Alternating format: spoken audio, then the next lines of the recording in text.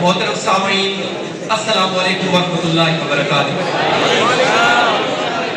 آج میں جس موضوع پہ بات کرنے جا رہا ہوں، دراصل وہ موضوع ہماری زندگی کا ایک اہم حصہ ہے۔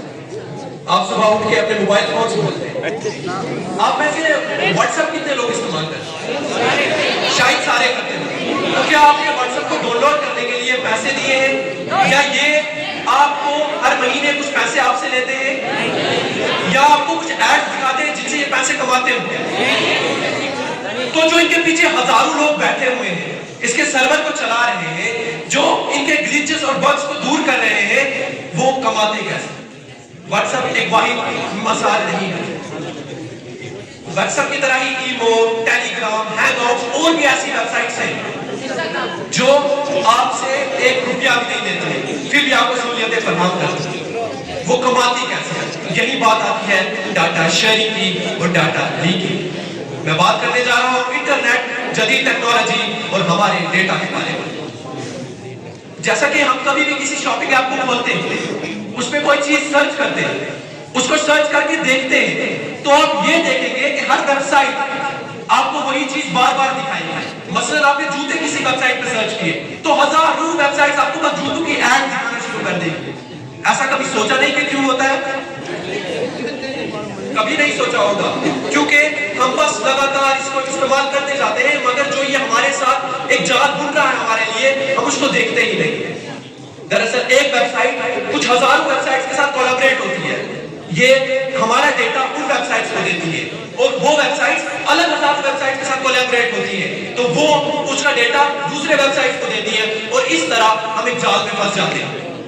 میں نے اور میرے ایک دوست اعجاز نے ایک تجربہ کیا۔ ہم نے ایک لیپ ٹاپ کو کھولا اور اس پہ کچھ نہیں کھولا، بس اسے کھلا رکھ دیا۔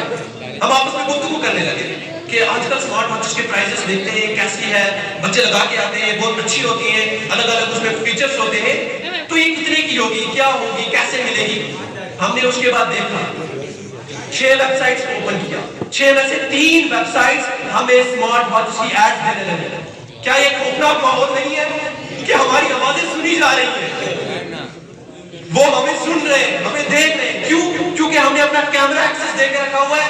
الو الو الو آپ نے کیا ہوگا، اور ہم نے اپنے مائکرو فون کا ایکسس دے رکھا ہوا ہے، اسی لیے جو بھی ہم باتیں کرتے ہیں وہ اسی طریقے کی چیزیں ہمیں پکڑا دیتے ہیں کہ یہ تو خریدو، اور اس طریقے سے ہم پھنسے ہوئے ہیں۔ آپ کو ڈارک ویب کے بارے میں تو پتہ ہی ہوگا۔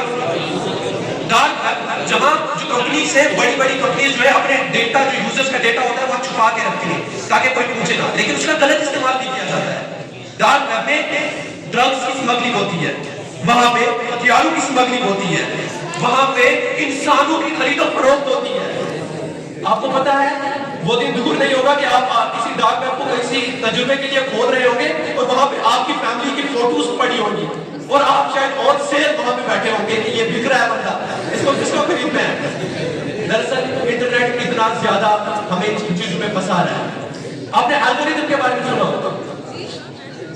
انٹرنیٹ الگوریتم کچھ اس طریقے سے بنا ہوا ہے کہ ہمیشہ اپنے ساتھ جوڑے رہتا ہے۔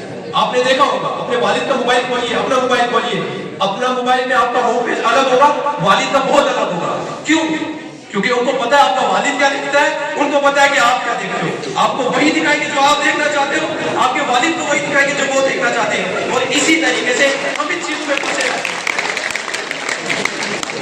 تو اس کا کیا مطلب ہے؟ میں یہ نہیں کہنا چاہتا کہ آپ بس یہ انٹرنیٹ کو توڑ دو، انٹرنیٹ کو پورا ختم کر دو اور بس گاؤں یا دیہاتوں میں جا کے بسنا شروع کر دیں، انٹرنیٹ سے دور رہے تبھی ہم بچ سکتے ہیں۔ یہ میرے موضوع کا مطلب بالکل بھی نہیں ہے، بلکہ مطلب یہ ہے کہ جو انٹرنیٹ ہے ابھی ان لوگوں کے ہاتھ میں ہے، یہ باہر کے ملکوں کے لوگوں کے ہاتھوں میں ہے، بڑی بڑی کمپنیز وہی چلاتے ہیں۔ تو ہمیں انٹرنیٹ کا ماتحت نہیں بننا، بلکہ انٹرنیٹ کو اپنا ماتحت بنانا ہے۔